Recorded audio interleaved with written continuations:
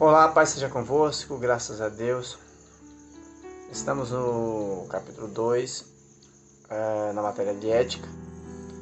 E vamos orar para a gente dar início ao nosso estudo, a nossa segunda aula no segundo capítulo. Senhor nosso Deus, nosso Pai, em nome de Jesus, ó Deus, clamamos pelo Teu poder, invocamos o Teu nome. Vem, Senhor, nos ajudar, vem nos dar sabedoria, discernimento, humildade, que possamos aprender e praticar tudo que aprendemos a respeito desse assunto, dessa matéria. Nos dá, Senhor, iluminação, ilumina nossa mente, ilumina nosso QI para que a gente possa assim aprender e praticar, Pai. Te pedimos em nome de Jesus, nos ajuda. Amém. A história da ética. Embora não exista comprovações históricas, a tradição atribui ao filósofo Aristóteles quem deu o melhor sentido para a ética. E esse conceito ficou até ao dia de hoje, né? Então, as pessoas que estudam, que estão lá na faculdade, vão lá ver as definições sobre ética, as teorias. Algumas delas boas, porque tem lógica, e algumas ruins, exageradas. Os grandes filósofos tentaram explicar, tentaram conceituar a ética. Alguns a gente sabe que totalmente fora, né? Homens materialistas, homens naturais. Mas vamos lá, vamos tentar aprender um pouco sobre a história da ética. Aristóteles nasceu em Estagira, na Macedônia. Seu pai, que morreu quando Aristóteles ainda era uma criança, chamava-se Nicomanco, amigo e médico pessoal do rei da Macedônia. E Aristóteles estudou na academia de Platão. Grande filósofo Aristóteles. Em sua ética, Aristóteles preocupa-se acima de tudo com o bem humano. Esse bem, segundo ele, é determinado por dois fatores. O primeiro é um fator bastante constante, a natureza humana, que se constitui de uma série de elementos corporais, ligados a uma forma dinâmica por ele chamada de alma. De onde se origina o adjetivo psíquico. Número 2. O segundo fator variável é o conjunto de circunstâncias concretas, chamada pelos gregos de ocasião. Para ele, enquanto a política tem como finalidade o bem coletivo, a ética tem por finalidade o bem pessoal. Ensinava que por meio da observância da ética, o homem poderia garantir ou possibilitar a conquista da felicidade. É isso aí. Em suas palavras, ele acreditava que o ser humano pode mudar o seu comportamento. E é verdade, né? O ser humano pode mudar o seu comportamento. Para determinar o bem que caracteriza a atividade própria dos humanos, Aristóteles analisa as distintas funções do composto humano. A primeira delas é a vida, mas a vida é comum aos homens, aos animais e às plantas. A segunda é sentir, mas sentir é comum aos humanos e aos animais. A terceira função é a razão. Esta é que distingue os seres humanos de todos os viventes inferiores. Portanto, a razão é a principal característica do ser humano. Sua principal atividade deve consistir em viver conforme a razão. A razão deve dirigir e regular todos os atos humanos. E nisso consiste essencialmente a vida virtuosa. E para os filósofos, o fim último de uma vida virtuosa é ser feliz. Portanto, a felicidade tem que ser o correto desempenho do que é próprio, o uso correto da razão. Tem até muita lógica, né? Só não Só não podemos misturar com a fé, que a fé não é pela razão. A fé é algo assim, como nós estamos num curso teológico, curso de teologia, temos que ficar atentos a isso. Vamos estudar filósofos, vamos estudar história, vamos estudar geografia, mas o nosso alvo mais forte é o espiritual, é o reino, né? Mas nós vamos ouvir aqui muitas coisas interessantes. No livro de Ética 2, de Nicomachos, que era o pai dele, pai de Aristóteles, tem esse texto interessante. Estou falando da excelência moral, pois é esta que se relaciona com as emoções e ações. E nesta há excesso, falta e meio termo. Por exemplo, pode-se sentir medo, confiança, desejos, cólera, piedade e de um modo geral, prazer e sofrimento, demais ou muito pouco. E em ambos os casos, isso não é bom. Mas experimentar esses sentimentos no momento certo, em relação aos objetos certos e às pessoas certas, e de maneira certa, é o meio termo e o melhor. E isso é característico da excelência. Há também, da mesma forma, excesso, falta e meio termo em relação às ações. Ora, a excelência moral se relaciona com as emoções e as ações, nas quais o excesso é uma forma de erro, tanto quanto a falta. Enquanto o meio termo é louvado como um acerto. Muito interessante esse texto. Ele chama de meio termo, o que ele está chamando de meio termo aqui é a ética, o equilíbrio, para não ter excesso e nem ter em falta, diante de desejos, de emoções, de decisões, de ações. Muito interessante. A partir do pensamento e ensino de Aristóteles sobre a ética, vários outros filósofos clássicos arriscaram-se a lançar teorias sobre o assunto. Mas mesmo antes dele, a escola cirenaica ensinava que a felicidade consistia no prazer imediato, porém com um controle racional sobre o prazer para que não se desenvolvesse uma dependência dele. Equilíbrio, né? Os grandes filósofos já falavam, né? O número 2.2, na página 16, é Demócrito, de Abdera. Demócrito nasceu em Abdera em 460 a.C. e morreu por volta de 370 a.C. Ele morreu por 110 anos. Tendo, portanto, uma vida longa, pouco se sabe a respeito de sua vida. E o que se conhece muitas vezes não passa de lenda. Esse Demócrito ele tinha uma fama de risonho, que ria de tudo. Era considerado uma lenda esse camarada. Demócrito escreveu uma vasta obra, da qual restam hoje apenas fragmentos. Sobre a ética declarou: é sábio quem não se aflige com o que lhe falta e se alegra com o que possui, e que a moderação aumenta o gozo e acresce o prazer. Afirmava também que a agressividade é insensata, porque enquanto se busca prejudicar o inimigo, esquecemos os nossos próprios interesses. Muito interessante, né? Muito bem colocada essa frase. Estamos na página 17, 2.3. Epicuro. Epicuro foi um filósofo grego do período helenístico, do grego antigo. Nasceu na ilha de Samos em 341 a.C., mas ainda muito jovem partiu para Teos, na costa da Ásia Menor.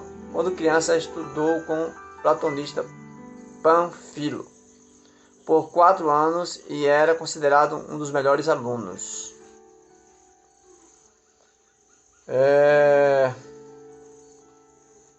Sua teoria sobre a ética era voltada para a busca do prazer, que se baseava na ausência da dor e da inquietação, a aponia e a ataraxia. A aponia é a ausência da dor, a ataraxia é a felicidade sem paixões, em paz, sossegado.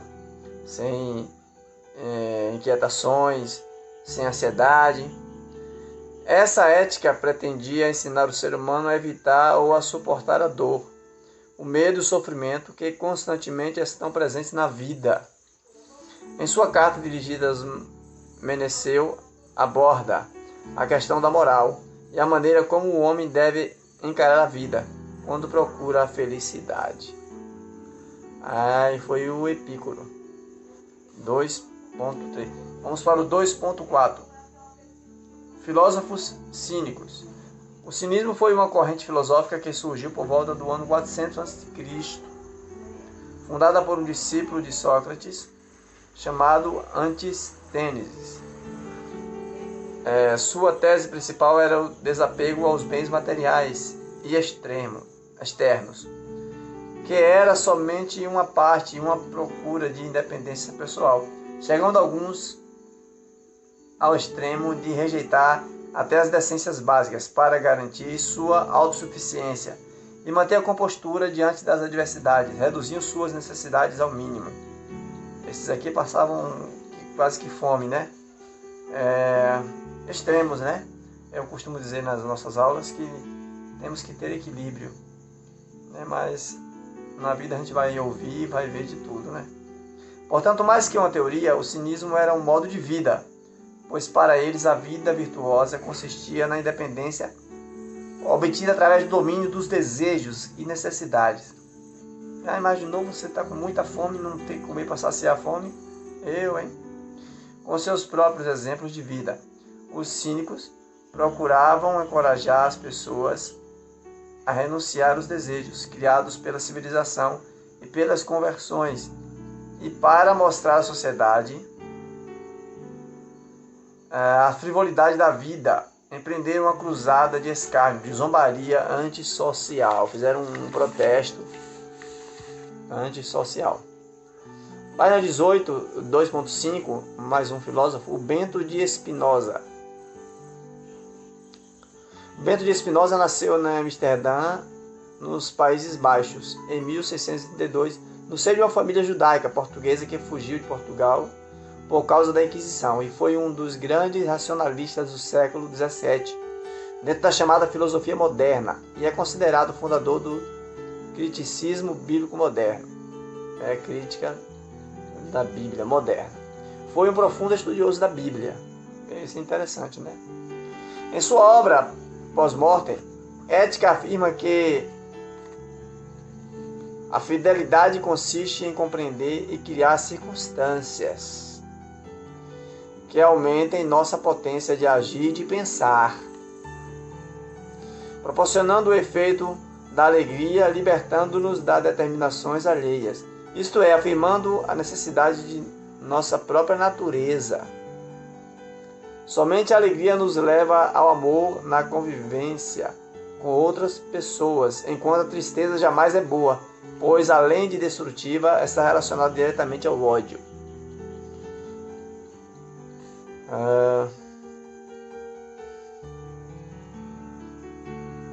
Em suma, a visão da ética está relacionada diretamente às realizações pessoais, à alegria e à felicidade.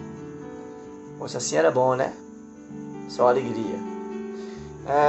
Página 18, o item 2.6, esse é um tema interessante, é a questão da teoria do iluminismo. Quem sabe você já ouviu falar, vamos ouvir um pouco mais sobre o iluminismo. Iluminismo foi a denominação dada a um movimento que surgiu na França no final do século XVII, que defendia o domínio da razão sobre a visão teocêntrica. A visão teocentrismo é doutrina filosófica que considera toda a ordem mundial do mundo e ações são feitas por uma divindade. Eles acreditavam que tudo era feito por uma divindade, né? Tudo era divino. Que dominava a Europa desde a Idade Média, com o propósito de iluminar as trevas que se encontravam na sociedade. Era formado principalmente por filósofos e pensadores da época que defendiam fervorosamente essas ideias e que acreditavam que o pensamento racional deveria ser levado adiante para substituir qualquer tipo de crença religiosa. e qualquer tipo de misticismo, que, segundo eles, formavam a bandeira bloqueando a evolução do homem, e que o homem deveria ser o centro e procurar respostas para questões primordiais da vida, que até aquele momento eram justificadas unicamente pela fé. É daí que nasce esses partidos de esquerda, né? Eles que são seguidores, que acreditam muito nesses filósofos, né? Que são muito materialistas, e é daí que nascem esses partidos e esse povo comunista, né? São enraizados nessa filosofia aí.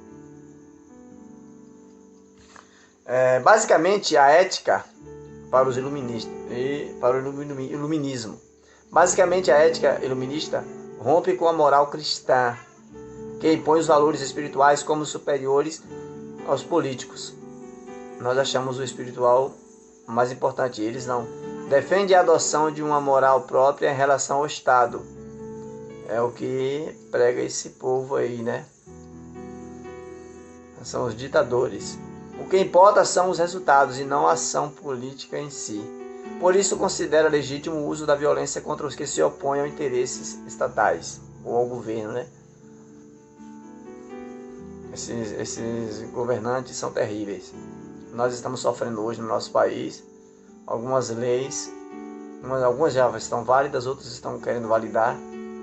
Coisas terríveis, né? A ideologia, aborto, as drogas, liberação das drogas. São filosofias desse povo aí. Aqui tem alguns filósofos iluministas. John Locke acreditava que o homem poderia adquirir mais conhecimento com o passar do tempo por meio do empirismo. O empirismo é que todo conhecimento provém da experiência, da prática. Tem o Voltaire, defendia a liberdade de pensamento e não poupava a crítica à intolerância religiosa. Eram mesmo perseguidores, são perseguidores dos cristãos mesmo, esses camaradas, essas filosofias aí. Jean-Jacques Rousseau defendia a ideia de um Estado democrático que pudesse garantir igualdade para todos, e que o homem é bom por natureza e seu espírito pode sofrer aprimoramento quase ilimitado. Montesquieu foi o principal defensor de uma divisão justa do poder político entre legislativo, executivo e judiciário. Alguns deles têm ideias até boas, né? Pensamentos até bons. Denis Diderot e Jean Leroux juntos organizaram a enciclopédia que reunia a maior parte do pensamento filosófico da época. Deixaram registrado, né, os pensamentos filosóficos dos iluministas. 2.7 A ética na pós-modernidade e a nova moralidade. Historicamente, os valores sociais se modificam através dos anos. A coisa vai se modernizando. Houve época em que o valor social predominante foi a cultura intelectual, noutras a cultura econômica. Hoje, porém, a sociedade vive num paradoxo relacionado às questões éticas. Em primeiro lugar, a ética se tornou um tema fundamental, o que podemos perceber tanto na cultura intelectual como no mundo das intenções cotidianas. Em segundo, no tema em que fazem parte da chamada agenda social. No ambiente teórico-científico ganhou força graças às questões contemporâneas, como a bioética, a ética política e temas que fazem parte da chamada agenda social. Começou-se a usar a ética, né, em todas as áreas, até na biologia, na ciência, porque os homens eram cruéis, né? E com a ética na pós-modernidade. Também teve o seu lado ruim, né? Nós vamos ver um pouquinho no lado ruim da ética pós-moderna. Porém, a principal característica neste período é a exclusão de Deus, no que se refere à ética, fora com Deus. Tornou-se um grito de guerra, anuncia-se um mundo sem restrições, tradições ou religiões. É o que a gente vê na mídia, né? Nas faculdades, Infelizmente, é o que a gente está vendo hoje em dia, é isso aí.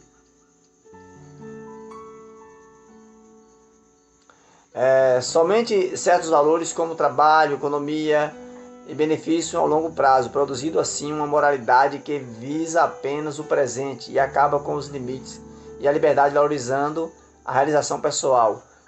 Esse povo é materialista, o que eles pregam é isso aí, né, essa filosofia, e o que as pessoas querem é trabalho, não tem tempo para nada. Infelizmente, quem entra por essas filosofias só vive para o trabalho, para o dinheiro, e, como diz lá, fora Deus, não tem tempo para nada. Essa nova moralidade é o centro da ética pós-moderna. Essa condição gerou uma crise de autoridade envolvendo primeiramente a família e, com consequência, a escola, a igreja, Estado, justiça e política. O liberalismo, né?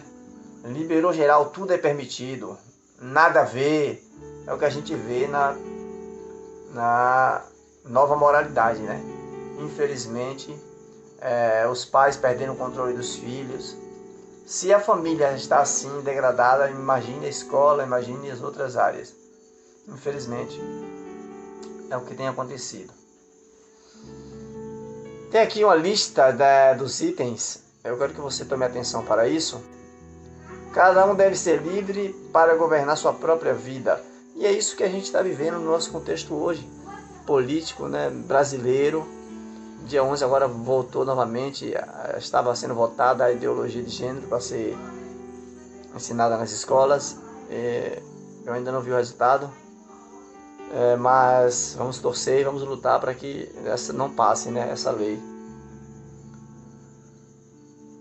E nós não vamos ver essa lei, que são coisas assim, mas leia direitinho. Aborto é permitido, mas somente para favorecer o planejamento familiar. Um erro não justifica. Não justifica. Para que haja planejamento não é necessário ter aborto, isso é um crime. Tente tudo na procura de realização pessoal. Isso são absurdos. Isso são verdadeiros. Isso aqui são coisas demoníacas mesmo. O código de consciência pós-moralista. A ética pós-moralista não para com tais listas absurdas. O espírito de liberdade total pós-modernismo produz seu próprio código de consciência sob a atmosfera do neo-individualismo, um novo tipo de elementos ideológicos, socioculturais e éticos, une-se numa nova espécie de consciência pós-modernista. Infelizmente a gente vê coisas na televisão, a gente vê matérias e na internet de trabalhos de faculdade que são verdadeiros cenas eróticas, verdadeiros coisas obscenas, coisas terríveis que estão fazendo, dizendo-se em nome da cultura, em nome da moral. Inverteram, né? Os valores foram invertidos, infelizmente. E nós, como igreja, devemos combater isso. Devemos sim combater.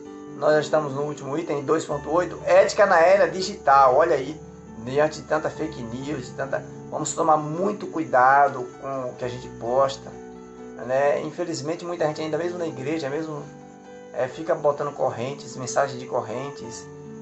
Nossa, é terrível, né? Vamos tomar muito cuidado. 2.8, ética na era digital. Não é novidade que o mundo passa por grandes transformações. Aliás, essas transformações tiveram início com a chamada era tecnológica. Por sua vez, trouxe mudanças nos conceitos estabelecidos para o que é realmente ética. Alguns desses conceitos permanecem inalterados até hoje. Outros se intensificaram. Contudo, uma grande parte vem se tornando obsoleta ou simplesmente caindo em desuso. E é preciso usar de cautela para saber lidar com todas essas transformações. É preciso ter cautela, ter sabedoria, né? Então tem textos que são interessantes, mas é verdade o que a gente está postando. Então, se você não sabe a fonte, se você não tem certeza, não poste, evite. Vamos agir com ética na era digital aí, no celular, nas redes sociais, vamos ter bastante ética. Novos padrões de conduta vão surgindo a cada dia, adaptados aos novos conflitos éticos e morais, e que torna essa questão bastante complexa, visto que além dessas mudanças, passou-se a confundir ética, moral e bons costumes, negligenciando-se todos em nome de novos princípios chamados de conceitos da era digital. Dois fatores chamam a atenção desse conceito de era digital. Primeiramente, com o acesso cada vez maior da internet, a multiplicação das redes sociais e facilidade de criação de blogs, sites, a velocidade com que as informações são disseminadas. Hoje é via velocidade de luz, né? As informações, e muitas delas, como nós já comentamos, às vezes não é verdade, é uma fofoca, é algo fácil, é falso. Infelizmente na televisão tem até programas fofocando. Gente, isso é totalmente antiético. O nome já diz, né? Esses reality shows que tem, isso são coisas obscenas, sabe, a família que se preza não deve permitir seus filhos assistir essas coisas, porque tudo errado, de perna pro ar, né? Antiético, abrindo brecha e dando lugar ao pecado. Assim como as demais aplicações da ética, nas diversas áreas aqui analisadas, o que deve prevalecer é a coerência do bom senso. Devo pensar naquilo que não gostaria que me fizessem, ou falassem de mim e agir de forma semelhante. Vamos colocar um pouco de Bíblia nisso? Amar o próximo como a si mesmo. É isso aí. Que meu caráter seja preservado, o bom senso me diz que não devo destruir o de outras pessoas. O segundo fator diz respeito ao outro fenômeno atual, e é o fato de que todos estamos sendo observados. O tempo todo, existem câmeras nos vigiando em todos os lugares, desde os estabelecimentos bancários, comerciais, até nas ruas por onde andamos. É verdade. Então existe hoje câmera em tudo que é lugar. Todo mundo tem uma câmera no bolso hoje. Isso é no mundo físico, no mundo material. E no mundo espiritual, Deus está vendo tudo. Nada fica oculto, nada fica escondido aos olhos de Deus. Então, agir com ética, andar com a ética. Não a ética desses filósofos, mas a ética que o Senhor colocou dentro de nós, fazendo a coisa certa, agindo com a razão, com o pé no chão. E eu vou deixar aqui um resumo do texto que eu bolei sobre a ética. A ética, não há comprovação que Aristóteles, o filósofo, trouxe a noção de ética. Também tantos outros tentaram, com suas filosofias, trazer um sentido para a ética. Acredito que a ética está ligada ao nosso caráter e senso de percepção que temos quanto ao que falamos, pensamos e agimos. Alguns exageraram com o seu conceito de ética, com o liberalismo geral, outros com o materialismo, ferindo a ética. Prefiro acreditar que a ética é o equilíbrio para nos nortear em nossa maneira de agir, pensar, falar, e é aquilo que nos dá equilíbrio para sermos iguais, todos iguais. Deus abençoe, um forte abraço e até a próxima aula.